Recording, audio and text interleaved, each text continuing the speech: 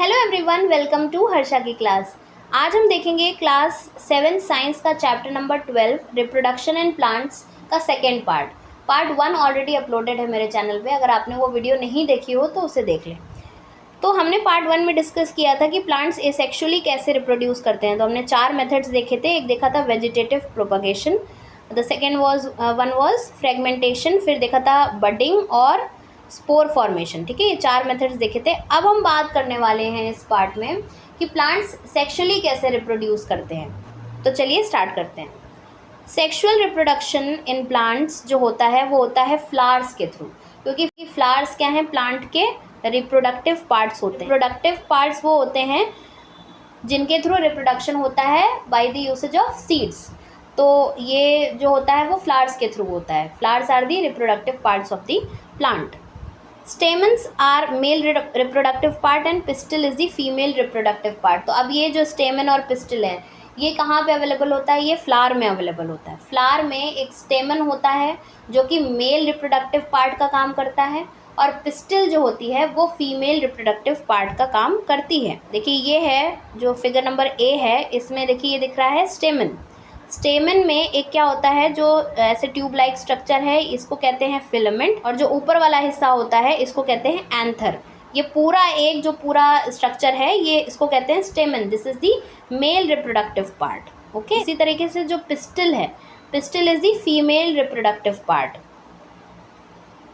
Pistol में क्या क्या होता है, ओवरी, स्टाइल, मतलब ये जो ट्यूब लाइक स्ट्रक्चर है, ओवरी और स्टिग्मा को जो ज्वाइन करता है उसको कहते हैं स्टाइल, और सबसे ऊपर जो बल्ब ऐसा दिख रहा होता है ये होता है स्टिग्मा। तो ओवरी, स्टाइल एंड स्टिग्मा ये होते हैं सेक्शंस होते हैं ये पिस्टल में। पिस्टल क्या है, फीमेल रिप्रोडक्टिव पार्ट। तो ये आपको याद रखना है कि मेल रिप्रोडक्टिव पार्ट क्या है, स्टेमन, और फीमेल रिप्रोडक्टिव पार्ट क्या है प्लांट का, पिस्टल। स्टेमन में होता है एंथर, फिलामेंट, और पिस्टल में होता है ओवरी, स्टाइल एंड स्टिग्मा। अब ओवरी के अंदर ये देखिए दूसरे इमेज में आपको यहाँ पे दिखाया जा रहा है, ओवरी के अंदर होते हैं ovules. Flowers which contain either only pistil और only stamens are called unisexual flowers. तो कुछ ऐसे फ्लावर्स होते हैं जिसमें या तो सिर्फ स्टेमन होगा और या सिर्फ पिस्टल होगा, तो ऐसे फ्लावर्स को हम कहते हैं यूनिसेक्सुअल फ्लावर्स। और ऐसे फ्लावर्स जिसमें दोनों ही चीज़ें अवेलेबल होती हैं, मीन्स स्टेमन भी होगा और पिस्टल भी होगा, तो उनको हम कहते हैं बाइसेक्सुअल फ्लावर्स। यूनिसेक्सुअल फ्लावर्स के एग्जाम्पल्स हैं जैसे कॉर्न, पपाया, कुकुम्बर, है ना। Whereas mustard, rose and petunia has bisexual flowers. तो रोज हो गया और मस्टर्ड यानी सरसों, है ना, पिट्यूनिया, ऐसे फ्लावर्स हैं इनके कि जिनमें स्टेमन भी होता है और पिस्टल भी होती है। इनको हम कहते हैं बाइसेक्सुअल फ्लावर्स। अब एंथर जो है, एंथर मीन्स जो मेल रिप्रोडक्टिव पार्ट यानी स्टेमन में सबसे ऊपर होता है उसको कहते हैं anther. Anther contains pollen grains which produce male gametes. अब pistil consist of stigma, style and ovary, हमने देख लिया ये फिगर में। ओवरी कंटेन्स वन और मोर ओव्यूल्स। ओवरी के अंदर एक या एक से ज़्यादा भी ओव्यूल्स होते हैं। द फीमेल गैमीट और the egg is formed in an ovule. तो जो फीमेल गैमेट यानी कि जो एग है वो कहाँ बनता है, ओव्यूल में बनता है। ठीक है, मेल गैमेट कौन प्रोड्यूस करता है, पॉलन ग्रेन। फीमेल गैमेट्स या फिर एग कौन प्रोड्यूस करता है, ओव्यूल्स में होते हैं ये। ठीक है, in sexual reproduction a male and a female gamete fuse to form a zygote. तो अब जब ये इस तरीके के रिप्रोडक्शन में मेल गैमीट और फीमेल गैमीट आपस में फ्यूज़ करते हैं तो क्या बनता है, जाइगोट बनता है। जाइगोट क्या होता है, बिगिनिंग ऑफ रिप्रोडक्शन होता है। जो सबसे पहला स्टेप होता है, जो सबसे पहली स्टेज होती है रिप्रोडक्शन की, न्यू इंडिविजुअल बनने की जो सबसे फर्स्ट स्टेज होती है वो होता है जाइगोट फॉर्मेशन। जाइगोट कैसे बनता है, जब मेल गैमीट और फीमेल गैमीट आपस में फ्यूज़ होते हैं तो क्या फॉर्म होता है, जाइगोट फॉर्म होता है। अब बूझो के माइंड में एक क्वेश्चन है कि how the male gamete in the pollen grain reaches the female gamete present in the ovule. तो फीमेल गैमीट तो ओव्यूल में प्रेजेंट है, ओव्यूल कहाँ है, ओवरी के अंदर है ना। ओवरी कहाँ है, फ्लावर में जो फीमेल रिप्रोडक्टिव पार्ट होता है या पिस्टल, उसका एक हिस्सा है। तो ये मेल गैमीट पहुँचते कैसे हैं वहाँ तक, मीन्स पॉलन ग्रेन वहाँ तक पहुँचते कैसे हैं, ये पहुँचते हैं, प्रोसेस होता है पॉलिनेशन का, ये पॉलिनेशन के थ्रू पहुँचते हैं। पॉलिनेशन क्या होता है, pollen grains have a tough protective coat which prevents them from drying up. तो ये पॉलन ग्रेन्स होते हैं एंथर में, ठीक है, और ये इनके ऊपर एक प्रोटेक्टिव कोट होता है जो उनको सूखने से बचाता है। Since pollen grains are light they can be carried by wind और वाटर। तो ये बहुत हल्के होते हैं, बहुत ही ऐसे बिल्कुल छोटे छोटे से और हल्के से होते हैं, तो ये हवा से, पानी से ये ट्रैवल करते हैं। इंसेक्ट्स भी इनको अपने साथ कई बार अपनी बॉडीज़ के थ्रू लेके जाते हैं, बॉडीज़ में ये स्टिक कर जाते हैं इंसेक्ट्स के, और ये एक जगह से दूसरी जगह पहुंच जाते हैं। Some of the pollen lands on the stigma of a flower of the same kind. अब एक ही फ्लावर के अंदर, मैंने बताया ना कुछ फ्लावर्स के अंदर स्टिग्मा भी होता है और एंथर भी होता है, तो अगर एंथर है और ये पॉलन ग्रेन्स यहाँ से निकल के स्टिग्मा में चले जाते हैं तो एक ही फ्लावर के अंदर रिप्रोडक्शन हो जाएगा, है ना। पॉलन ग्रेन्स एंथर से स्टिग्मा में ट्रैवल कर गए, एक ही फ्लावर में है, कोई दिक्कत ही नहीं है। इस तरीके के पॉलिनेशन को हम कहते हैं सेल्फ पॉलिनेशन। देखिए यहाँ पे एंथर है और ये है स्टिग्मा, तो पॉलन ग्रेन्स एंथर से निकले और कहाँ चले गए, एक ही फ्लावर में जो स्टिग्मा है उसी के अंदर कलेक्ट हो गए, मतलब स्टिग्मा में जाके बैठ गए। तो यहाँ पे क्या हो गया, सेल्फ पॉलिनेशन का प्रोसेस हो गया। और जब एक फ्लावर के एंथर से पॉलन ग्रेन्स किसी दूसरे फ्लावर के स्टिग्मा में जाते हैं तो उसको बोलते हैं क्रॉस पॉलिनेशन। तो कई बार एक ही प्लांट में एक फूल से दूसरे फूल में ऐसा हो जाता है, और कई बार डिफरेंट प्लांट के फूलों से भी ऐसा हो सकता है। So if the pollen lands on the stigma of the same flower और another flower of the same plant it is called self pollination. तो अगर पॉलन जाके लैंड करता है स्टिग्मा पे ऑफ द सेम फ्लावर, एक ही फ्लावर में, या फिर उसी प्लांट के दूसरे फ्लावर में, तो उसको कहते हैं सेल्फ पॉलिनेशन।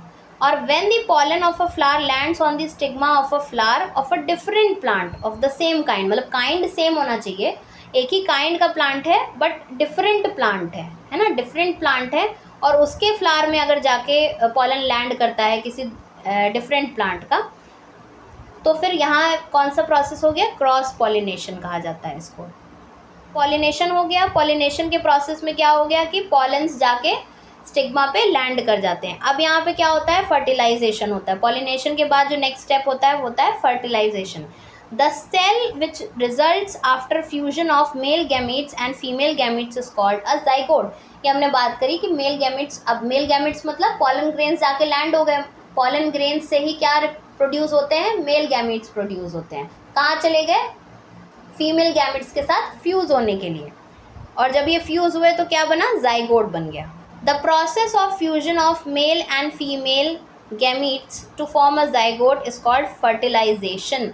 इसी प्रोसेस को हम कहते हैं फर्टिलाइजेशन। किस प्रोसेस को, the fusion of male gametes and female gametes. The zygote develop an embryo. अब यही जो जाइगोट है ये आगे किस में डेवलप कर जाता है, एक एम्ब्रियो में। एम्ब्रियो क्या होता है, अनडेवलप्ड प्लांट होता है जो कि एक सीड के अंदर होता है। एम्ब्रियो मतलब एक अनडेवलप्ड प्लांट। अब ये फ्यूचर में ये प्लांट इसमें से डेवलप होगा, सीडलिंग बनेगी और फिर वो एक प्लांट में तैयार होगा।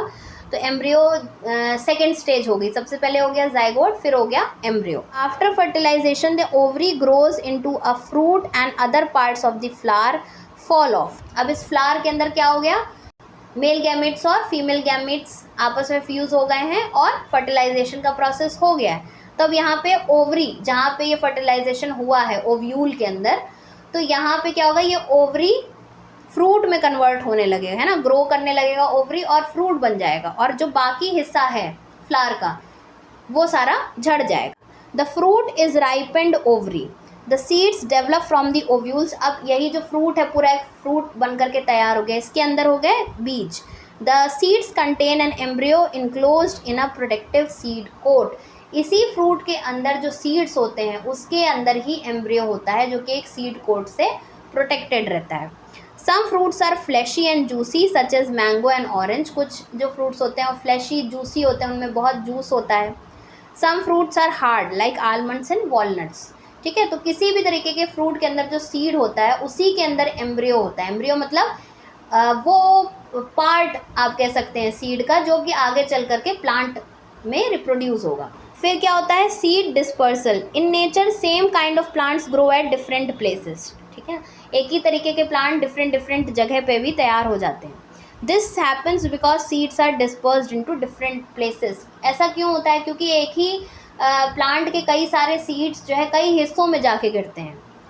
Sometimes after a walk through a forest, तो बेसिकली हम जब वॉक पे जाते हैं स्लिपर्स से भी कुछ ऐसे बीज लग करके किसी एक हिस्से से दूसरे हिस्से में पहुंच जाते हैं। इसी तरीके से कुछ एनिमल्स की बॉडी में स्टिक करके एक हिस्से से दूसरी जगह चले जाते हैं। तो इसी प्रोसेस को हम कहते हैं सीड डिस्पर्सल। अगर एक ही जगह बहुत सारे सीड्स गिर जाएं, है ना, प्लांट के बहुत सारे सीड्स एक ही जगह पे गिर जाएं, तो क्या हो जाएगा, वहाँ पे सीवियर कॉम्पिटिशन हो जाएगा सनलाइट, वाटर, मिनरल्स और स्पेस का, है ना। वहाँ पे किसी भी प्लांट को अच्छे से धूप, मिनरल्स, वाटर, ये सारी चीज़ें नहीं मिल पाएंगी, स्पेस भी कम होगा।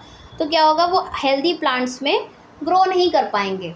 इसीलिए हमारे नेचर में ही कुछ इस तरीके से है कि एक प्लांट, जिस जगह एक ट्री है, सपोज एक एप्पल का ट्री है, तो वहाँ पे बहुत सारे फ्रूट्स लगे हुए उस एप्पल में, लेकिन ऐसा क्यों नहीं होता कि उसी एक जगह पे ही बहुत सारे एप्पल के ट्रीज़ ग्रो कर जाएं? ऐसा नहीं होता है। हमारे नेचर में इस तरीके से है कि वो एप्पल के ट्रीज़ बहुत जगह पे ग्रो करेंगे आसपास के एरियाज़ में, जहाँ तक के भी उस ट्रीज़ के सीड्स ट्रैवल कर पाएंगे। Prevents competition between the plant and its own seedling. तो एक प्लांट है, एक ट्री है, और उसके ही बीज अगर नीचे मिट्टी में गिर जाएं बहुत सारे, तो बहुत सारे सीडलिंग्स निकल आएंगे, है ना, बहुत सारे फ्यूचर प्लांट्स निकल आएंगे। तो कंपटीशन नहीं होने लगेगा। जो मेन प्लांट है, जो पेरेंट प्लांट है, और उसके अपने ही सीडलिंग्स के बीच में भी कंपटीशन हो सकता है, क्योंकि उन सीडलिंग्स को कई बार न्यूट्रिएंट्स, वाटर, मिनरल, सनलाइट नहीं मिल पाएगा अच्छे से, उस ट्री को भी इनफ स्पेस वगैरह नहीं मिल पाएगा। Seeds and fruits of plants are carried away by wind, water and animals. तो ये सीड्स एक जगह से दूसरी जगह तक कैसे पहुँचते हैं? बाय विंड, हवा के थ्रू, पानी के थ्रू, या एनिमल्स के through. Winged seeds such as those of drumstick and maple. ये देखिए यहाँ पे फिगर में गिवन है, ये है सीड ऑफ ड्रमस्टिक और ये है सीड ऑफ मेपल। तो इनके क्या होते हैं? विंग्स होते हैं, है ना। सीड है बीच में और साइड में क्या है? विंग्स हैं। ये विंग्स हैं, ठीक है, बीच में है seed. And seeds of grasses और हेरी सीड्स ऑफ आक, मदार एंड हेरी फ्रूट ऑफ सनफ्लावर। देखिए अब यहाँ पे सनफ्लावर का फ्रूट मेंशन है, द हेरी फ्रूट ऑफ सनफ्लावर, और हेरी सीड ऑफ आक। आक का जो प्लांट होता है उसमें भी इस तरीके के सीड्स होते हैं। एक कली के अंदर बहुत सारे ऐसे सीड्स होंगे और वो बिल्कुल रुई के जैसा लगता है ना। तो ये सारे क्या होते हैं? ये उड़ सकते हैं। क्यों? क्योंकि इनके विंग्स हैं, ये बहुत लाइट वेट होते हैं, फर टाइप का होता है, ये ईजिली ब्लोन ऑफ हो जाते हैं बाय द विंड, है ना, टू फार अवे प्लेसेस, बहुत दूर दूर तक ये उड़ सकते हैं। Some seeds are dispersed by water. These fruits or seeds usually develop floating ability to form a spongy or fibrous outer coat as in coconut. कुछ plants के जो fruits होते हैं, जो seeds होते हैं बेसिकली, वो float कर सकते हैं, जैसे कि कोकोनट के जो seeds हैं वो float कर सकते हैं, एक जगह से दूसरी जगह वो travel कर सकते हैं by water.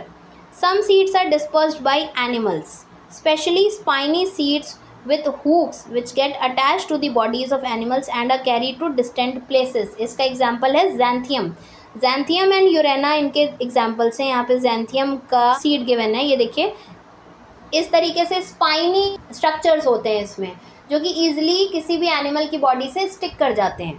तो ये एक जगह से दूसरी जगह तक ये भी ट्रैवल कर लेते हैं। Some seeds are dispersed when the fruit burst with sudden jerks.